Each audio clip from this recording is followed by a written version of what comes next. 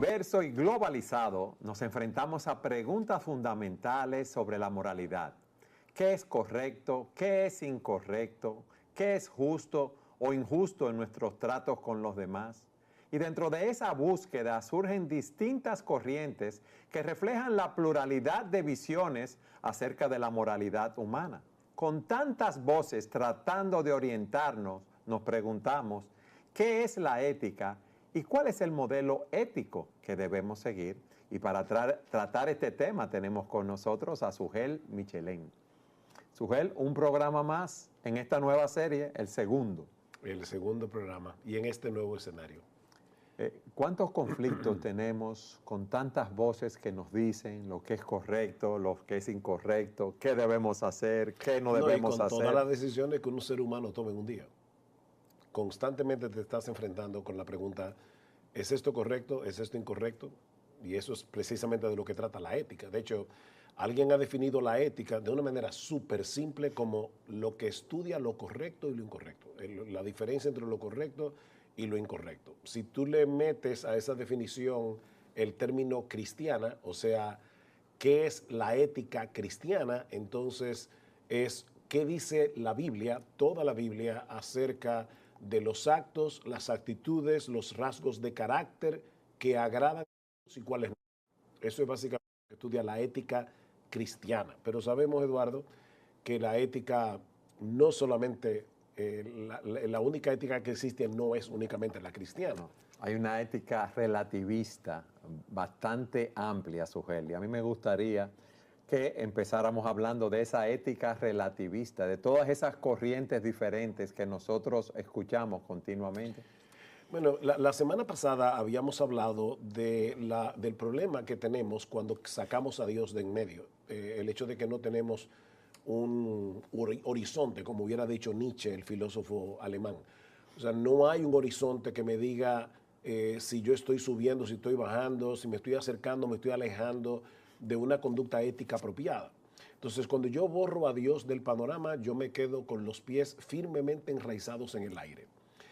Y con los pies firmemente enraizados en el aire, a lo largo de la historia se han propuesto diferentes modelos de ética, la ética kantiana, que es básicamente deontológica, o sea, se basa en el deber, la ética situacional, la ética hedonista, o sea, ¿qué es lo que yo debo hacer? Lo que más placer me cause.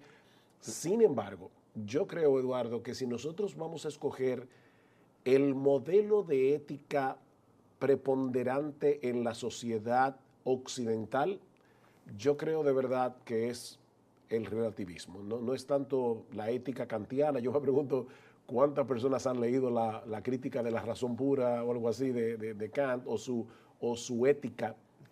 O sea, yo no creo, pero definitivamente de lo que sí podemos estar casi completamente seguros es de que la mayoría de las personas en el mundo occidental siguen el modelo de una ética relativista. De hecho, hay un autor llamado Harold Bloom que en el año 1987 publicó un libro que causó un escándalo en el mundo educativo norteamericano, que se llamó, en inglés sería, bueno, traduciéndolo al español, como la cerrazón de la mente americana, The Closing of the American Mind, donde él decía, nosotros tenemos que partir de la premisa de que en la universidad 2 de cada 3 estudiantes son relativistas y 2 de cada 3 profesores también lo son. Entonces, ese es el panorama que nosotros teníamos en el año 1987. Luego llega la posmodernidad y ya te puedes imaginar. Pero están asumiendo que si son 2 de 3 es porque hay uno que sigue la ética bíblica. O sea que el 33% de los estudiantes entonces sería cristiano. Esa es la idea. Bueno, vamos a decirlo de esta manera. No, yo creo que probablemente el otro 33% sigue otro tipo de ética que no necesariamente es relativista, porque Harold Bloom es judío y me imagino que él puede estar pensando en la ética desde el punto de vista del judaísmo o la ética desde el punto de vista del hinduismo o de cualquier otro tipo de filosofía. O sea que el cristianismo no es la única otra opción, hay otras opciones. O sea que en ese 33% Está Yo el creo que hay cristianismo muchas también. cosas, pero también está el cristianismo. ¿Cómo se manifiesta hoy en día? A mí me gustaría que tú me dieras más detalles, esa ética relativista. ¿Y cuáles Bueno, han sido las consecuencias en el medio en el cual estamos viviendo sobre todo? ok, el relativismo ético asume que dos conductas que son completamente contrarias entre sí pueden ser verdaderas al mismo tiempo y en el mismo sentido, porque pueden subsistir en diferentes individuos que tienen diferentes puntos de vista. Por ejemplo, tú puedes pensar que es éticamente incorrecto adulterar. Y otra persona piensa, no, yo creo que si una persona tiene un matrimonio desgraciado y encuentra una mujer que ya está casada, pero la hace más feliz que su mujer, no hay ningún problema que la persona adultere. Entonces, aquí está el relativista que escucha al que tiene valores morales absolutos diciendo que el adulterio está mal y oyendo al que dice, no, el adulterio no está mal, y tú le preguntas al relativista, ¿cuál de los dos tienen razón? Y él te va a responder sí. Ambos, Los dos tienen razón, no hay problema, porque porque ese es su punto de vista. exactamente, para este está mal el adulterio, para este no está mal el adulterio. Entonces, ¿cuál de los dos tiene razón? No, ninguno de los dos tiene razón, porque los dos tienen razón en su propio contexto e individualidad. Eso es básicamente el relativismo. Dos cosas contrarias son igualmente correctas en el mismo sentido y bajo la misma circunstancia, lo cual de hecho, perdón Eduardo, viola el principio fundamental de la lógica.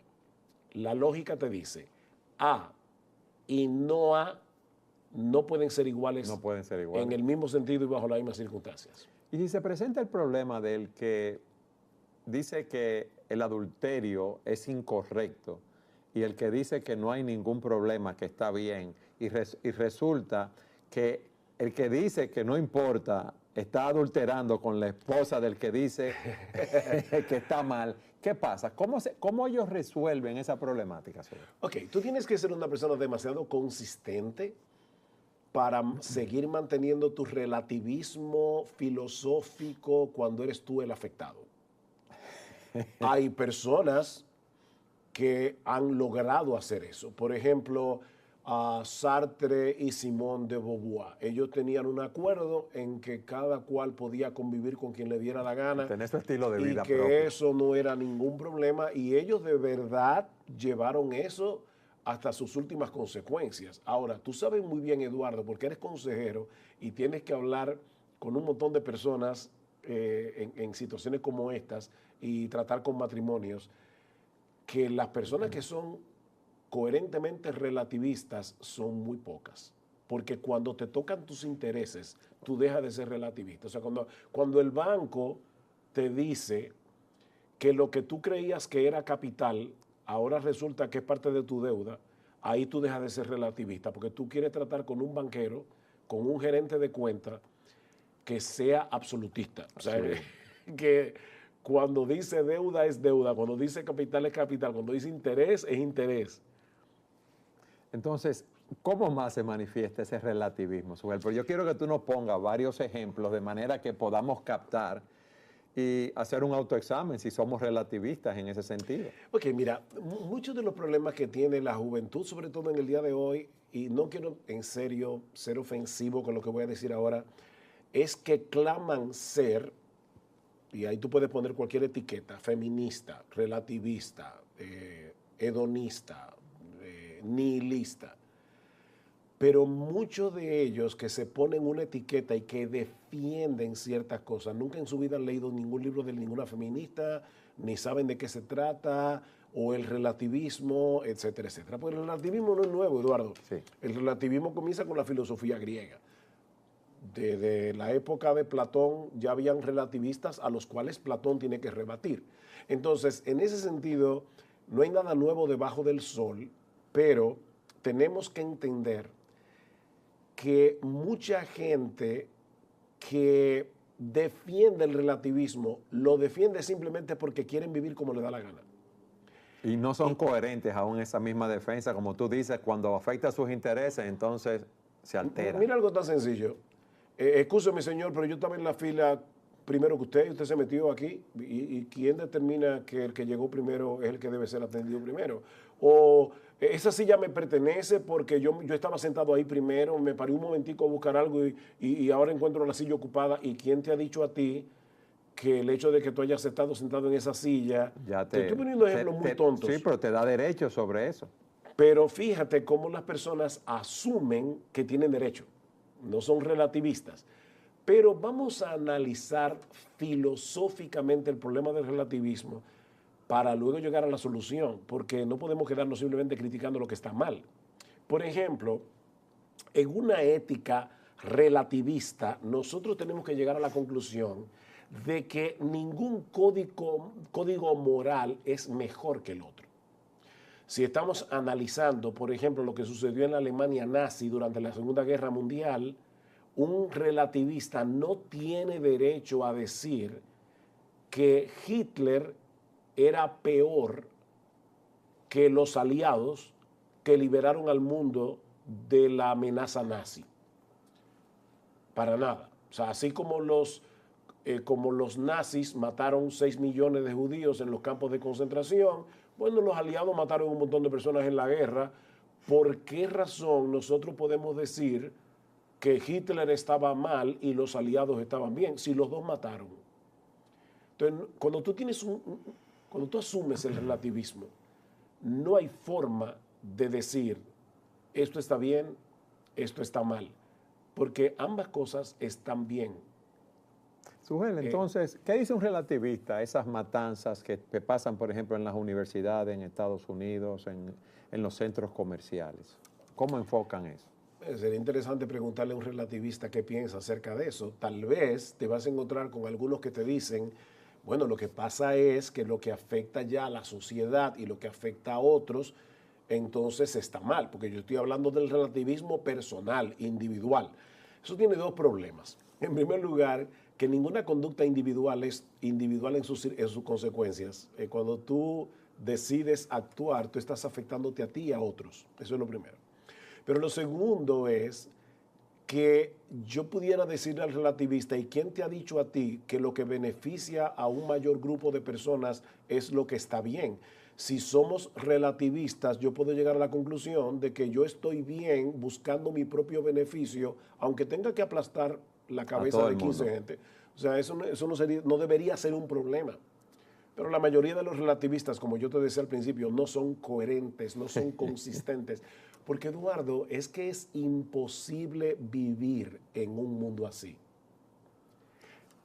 Bueno, estamos viendo resultados de eso, Sujel. En parte de esa teoría, de ese individualismo, como veíamos en el programa pasado, de todas esas injusticias que estamos viendo, cada quien tratando de vivir con su estilo de vida. No, y aún es impresionante ver a un relativista criticando a los cristianos porque nosotros somos absolutos, creemos en absolutos morales, y entonces dice que nosotros somos intolerantes. Pero, bien, ¿y cuál es el problema? O sea, vamos a suponer que yo soy un intolerante. ¿Quién te ha dicho a ti que la tolerancia es lo correcto y que la intolerancia es incorrecta? Deberíamos decir, todo el mundo está bien, no hay ningún problema. Las cosas son como son. Sí, pues son relativas. Exactamente. En segundo lugar, si aceptamos el relativismo ético, tendríamos que llegar a la conclusión de que no existe el progreso moral. O sea, ¿cómo tú puedes decir, óyeme, fulano de tal ha madurado o se está comportando mejor? Mejor en relación a qué punto de referencia. Sí, ¿cuáles son los elementos, las características que me sirven de referencia para yo hacer esa evaluación? Imagínate a un general nazi diciendo, estos jóvenes han progresado muchísimo en este último año, ya matan judíos y no les causa problema de conciencia. Fíjate, ellos están defendiendo el progreso, ellos han progresado, porque mira, antes cuando vinieron a la academia, hasta matar una cucaracha le daba problema, pero ahora matan judíos como si fueran cucarachas y se sienten bien haciéndolo. Entonces aquí tenemos a otra persona que dice, óyeme, mi hijo ha progresado porque está más responsable, porque ahora está más aplicado en la universidad, no sé qué. Entonces, ¿cómo medimos el progreso en ambos casos? Han progresado sirviendo al mal, entonces, en el otro caso. En el caso, ¿verdad?, de los estudiantes nazis, como tú lo dices. ¿Cuál mal? El mal que nosotros vemos que ellos nos ven. Pero ese problema Que tuyo, ellos no que tú eres un ven. Sí, intolerante, sí. porque ¿cuál es el problema de que alguien piense que está liberando al mundo de una amenaza matando judíos? Porque ellos creen que la raza aria es la raza superior y por lo tanto, no solamente a los judíos, deberíamos matar a todo el que fuera débil para poder crear una Sí, raza a los más enfermos, fuerte. a las personas que nacen con discapacidades. Eduardo, Sí, si sí, yo, este yo te mundo, entiendo lo que tú estás fíjate, diciendo, pero ahí hay un planteamiento que están haciendo un mal a los demás en su creencia. Y tú decías que no, están purificando a la raza humana y están beneficiando a la humanidad a la larga. en su creencia. Exactamente. Fíjate, ¿cuál es la teoría de la evolución de Charles Darwin? Porque habían evolucionistas antes de Darwin. Eso es un error histórico pensar que Darwin fue el que inventó el mito, porque es un mito, de la evolución. No, habían evolucionistas antes de Darwin. Lo que Darwin introdujo en el mito de la evolución es la supervivencia del más apto. Ese fue el elemento que él introdujo en su naturalismo. Entonces, si el más apto es el que sobrevive, la raza humana va a ser mejor si nosotros comenzamos a eliminar a los débiles. Porque al final nosotros queremos precisamente que sean los más aptos los que continúen hacia una evolución. O sea, la raza humana va a evolucionar más rápido si nosotros sacamos a los más débiles del Sí. medio, o a los viejos que ya no contribuyen a nada en la sociedad. ¿Por qué tú crees que todo eso va ligado a la eutanasia, al aborto? Peter Singer, que era profesor de bioética en la Universidad de Princeton, él decía, no solamente se le debe dar permiso a los padres que ya saben que la madre viene embarazada y el feto viene con problemas, que maten al feto. No. Es que deberíamos esperar por lo menos un mes que el niño nazca para que los padres decidan si lo matan o si lo dejan vivir. ¿Por qué? Porque muchas enfermedades congénitas no se detectan cuando el bebé o el feto, porque ellos le llaman bebé, la cosa esa está todavía en el vientre de la madre y por lo tanto nosotros deberíamos poder matar al niño hasta un mes después de nacido. Eso dice Peter Singer. La gente pega el grito hasta el cielo, pero piénsalo. Si la teoría de la evolución es correcta, no hay un Dios creador. ¿Por qué es grosero, grotesco o como creo que era el mismo Singer o ahora mismo no estoy seguro, no quiero dar un dato incorrecto, pero habían dos profesores de bioética que decían, violar a una mujer es correcto. ¿Por qué? Porque el más apto, el más fuerte, está sometiendo a la más débil físicamente para que la raza humana prevalezca. Entonces, ¿cuál es el problema de violar a una mujer y dejarla embarazada? Fíjate la mentalidad. Sí. La gente se espanta cuando escucha eso sin darse cuenta que probablemente es lo mismo que ellos creen, solo que estos lo están llevando a sus últimas consecuencias. Ahora, Sugel, ¿qué tú le dirías a una persona que dice que es cristiana y defiende el aborto entonces? Bueno, que es un incoherente con lo que la Biblia enseña acerca del valor de la vida, porque la Biblia dice desde sus inicios que el hombre fue creado a imagen y semejanza de Dios. Y por lo tanto, el ser humano tiene valor no por su productividad, no por su edad, simplemente tiene valor por ser humano, porque es creado a la imagen de Dios.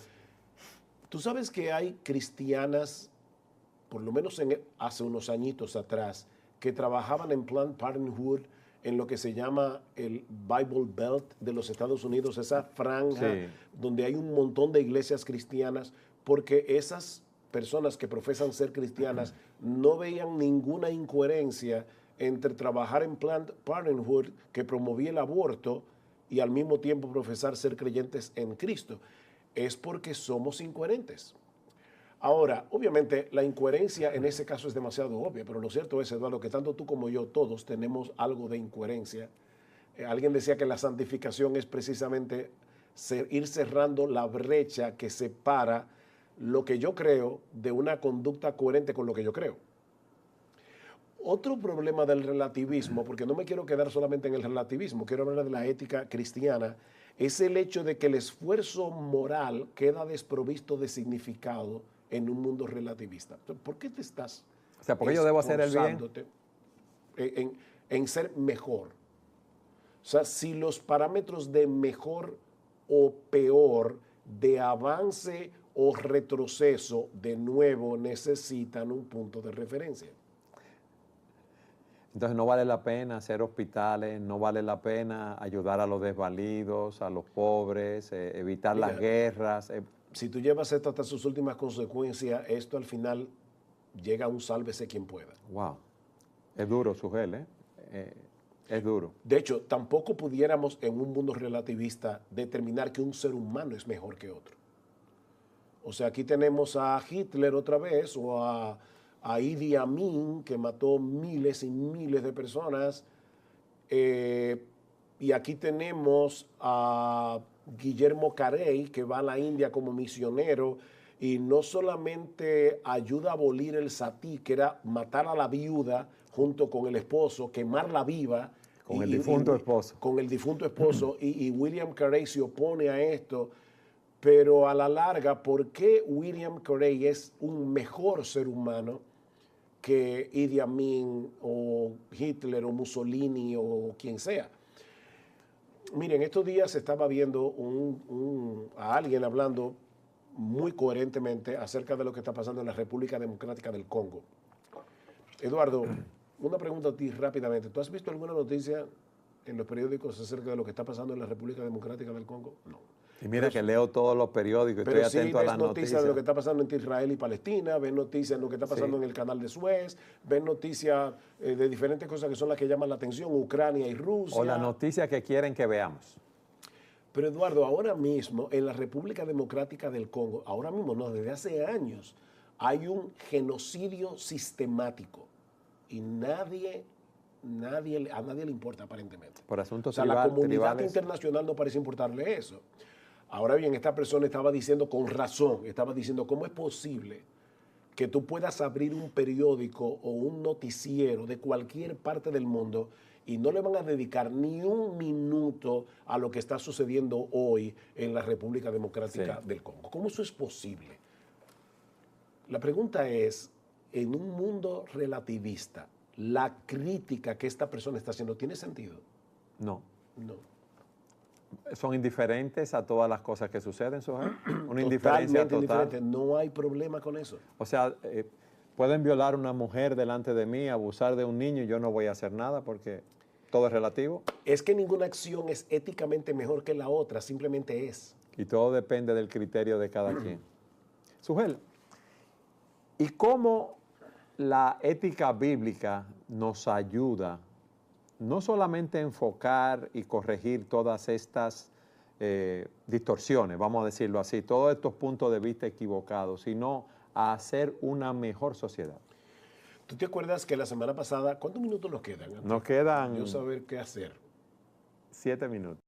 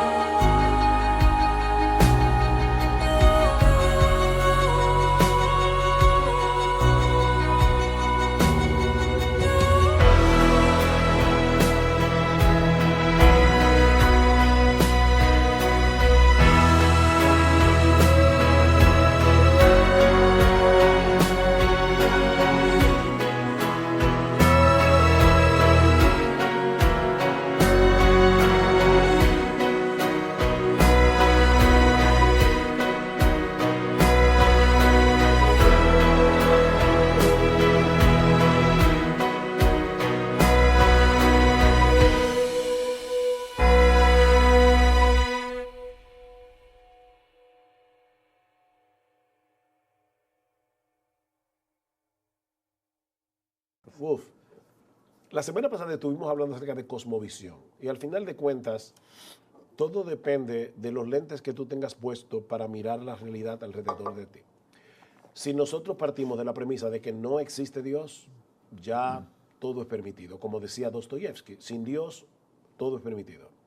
Yo estaba viendo un video de Isaac Asimov, un hombre sumamente inteligente, humanista, ateo, que él decía, yo no necesito creer que existe un infierno para portarme bien.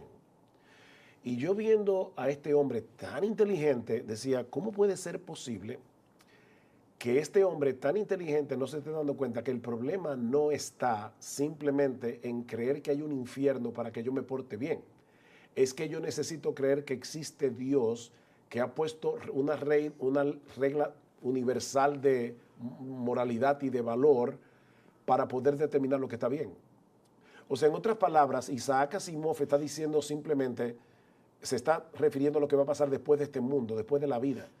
Pero es que yo tampoco puedo definir el bien. Él está diciendo, yo puedo hacer el bien sin creer en un infierno. Pero Isaac Asimov, ¿qué es el bien? ¿Cómo tú defines el bien en un mundo sin Dios? Ahora, cuando yo parto Tú dices de que la él es premisa, ateo. sí, él es ateo. De hecho, yo admiro muchísimo a Isaac Asimov, leo sus libros y me beneficio muchísimo de sus libros. Es honesto en su planteamiento, No, equivocadamente honesto, ¿no? yo creo que todos los ateos son intelectualmente deshonestos, pero eso sería para otro programa. Sí, pero te voy a decir un punto, Sujel. Es que Fíjate, es una deshonestidad intelectual, comenzando por aquí, el decir, yo puedo hacer el bien sin creer en Dios y sin creer en un infierno. Es que no Ok, tiene vamos a una... olvidarnos del infierno por un momento. Es que si tú no crees que existe Dios, ¿cómo tú defines el bien? Tú le estás tomando prestado un concepto de la ética cristiana, que es el bien, y lo estás aplicando a tu ateísmo. Eso es deshonestidad intelectual. Sin saber, no está, quizás no sabe cómo lo está definiendo, que lo tomó del cristianismo para definirlo. O sea, no se ha dado cuenta de eso quizás, no. Mira, Isaac Asimov es un hombre tan brillante que él ha escrito Okay. sobre todo, incluyendo un comentario de la Biblia. Él es brillante el hombre. Sí. O sea, yo he leído libros de Isaac Asimov acerca de ciencia. De hecho, si alguien que es profesor de química me está viendo, yo les recomiendo de corazón que lea el libro Fotosíntesis de Isaac Asimov. Y yo te aseguro, Eduardo, y les recomiendo a cualquiera que lo lea, que en la quinta página ya tú vas a sentirte en necesidad de postrarte y adorar a Dios en un libro escrito por un ateo. O los libros de ficción de Isaac Asimov. Hay varios de sus libros que han sido llevados al cine, como Yo Robot y otros más. O los libros de historia. Los libros de historia de Isaac Asimov son fascinantes. De aquí tú tienes un individuo brillante que aún escribió un comentario de la Biblia. Yo no creo que Isaac Asimov no esté consciente de esto. Okay. Pero Romanos 1 dice que el hombre decidió detener con injusticia la verdad. Okay. Ahora, cuando yo parto en mi cosmovisión de la premisa de que existe Dios, en el principio creó Dios los cielos y la tierra, ya yo no tengo problemas con la moral. ¿Por qué? O con la ética. Por la sencilla razón de que ese Dios en el que yo creo se ha revelado en un libro y la ética cristiana me dice a mí todo lo que la Biblia enseña acerca de los hechos, las actitudes y los caracteres personales que agradan a Dios y cuáles no. Pero no solo eso. La ética cristiana no solamente me dice lo que está bien y lo que está mal en un libro que no depende ya de mi criterio subjetivo, depende de lo que Dios ha revelado, sino que la ética cristiana también me dice por qué. ¿Por qué yo debo hacer lo correcto para agradar a Dios? Porque yo vivo para la gloria de Dios. Si pues coméis o bebéis o hacéis cualquier otra cosa, 1 Corintios 10:31, hacedlo todo para la gloria de Dios. Eduardo, hacer lo correcto por una razón incorrecta es incorrecto. Yo debo hacer lo correcto por una razón correcta. Por ejemplo, un hombre puede ser fiel a su esposa durante toda su vida, y eso es relativamente bueno, porque eso es mejor que ser un adúltero. Pero ¿por qué digo que es relativamente bueno? Porque alguien puede ser fiel a su esposa toda su vida para que no lo tilden de adúltero y tenga un problema social, de Cuidar su rechazo de sus reputación, hijos. porque no quiere tener, no quiere que se le pegue una enfermedad. Pero la razón por la que yo debo ser fiel a mi esposa durante toda mi vida es porque yo le pertenezco a Dios y yo quiero glorificar a Dios en todo lo que hago. ¿Qué dice el apóstol Pablo en 1 Corintios 6:20? Dice, porque habéis sido comprados por precio, glorificad pues a Dios en vuestro cuerpo y en vuestro espíritu, los cuales son de Dios. Entonces, yo tengo por un lado no solamente un libro que me dice lo que está bien y lo que está mal, sino también el por qué yo debo hacer lo que está bien. Trata con las motivaciones de mi corazón. Del corazón. Pero en tercer lugar, yo tengo un libro que me dice qué es lo que yo voy a cosechar si yo hago lo correcto. Porque al final de cuentas, a mí me va a ir mejor haciendo lo que Dios me dice en su palabra que haciendo lo que me dice mi corazón pecaminoso. Definiendo mejor, otra vez en términos de Dios, no en los míos. O sea que cuando hago las cosas por la motivación correcta, porque tengo un nuevo corazón, fruto de que me he arrepentido de mis pecados y confiado en Cristo para salvación, hago las cosas correctas con la motivación correcta, la gloria de Dios, tengo recompensa aquí y en el siglo venidero, Sugel. Amén, exactamente. Exactamente. O sea, pero una recompensa.